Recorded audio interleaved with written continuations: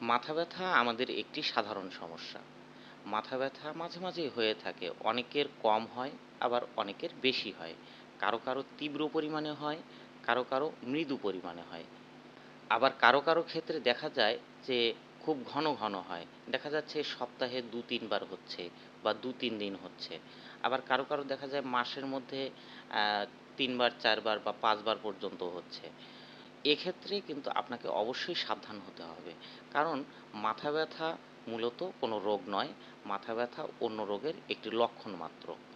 যদি আপনার হঠাৎ করে মাথা ব্যথা হয় বা ২-৩ মাস পর হঠাৎ করে মাথা ব্যথা হলো, সেক্ষেত্রে আপনি ২-১ টি ট্যাবলেট খেয়ে আপনার মাথা ব্যথার সমস্যাটাকে সলভ করতে পারেন।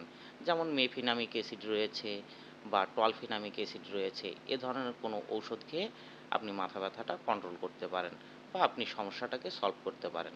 কিন্তু যদি আপনার মাথা ব্যথা মাঝে মাঝেই হয়ে থাকে, যেমন মাসের মধ্যে ৪ বার ৫ বার বা সপ্তাহের মধ্যে ২ বার ৩ বার, তো এ ধরনের যদি হয়ে থাকে তাহলে কিন্তু আপনাকে অবশ্যই কিন্তু আপনাকে সাবধান হতে হবে।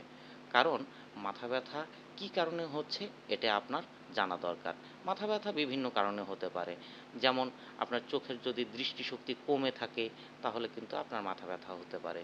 আপনার ভিতরে ভিতরে জ্বর আছে, দীর্ঘদিন থেকে জ্বর আছে, তাহলে কিন্তু আপনার মাথা ব্যথা হতে পারে। আপনার সাইনোসাইটিসের যদি কোনো প্রবলেম থাকে তাহলে আপনার মাথা ব্যথা হতে পারে।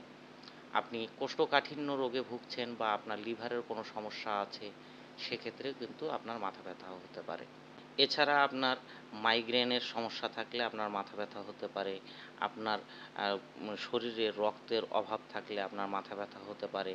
আপনার মস্তিষ্কে যদি ঠিকভাবে রক্ত না পৌঁছায় বা রক্ত সঞ্চালন না হয়, তাহলে সেক্ষেত্রেও আপনার মাথা ব্যথা হতে পারে। তো বন্ধুরা, যদি আপনার ঘন ঘন মাথা ব্যথা হয়, তাহলে আপনি অবশ্যই একজন চিকিৎসকের পরামর্শ নিয়ে সঠিক কারণটি খুঁজে তারপরে আপনি চিকিৎসা নেবেন এবং একজন চিকিৎসকের পরামর্শ অনুযায়ী চিকিৎসা নেবেন। এতে করে আপনার ভালো হবে এবং আপনি সুস্থ হয়ে যাবেন। তো বন্ধুরা, আজকের আলোচনা ছিল এতটুকুই।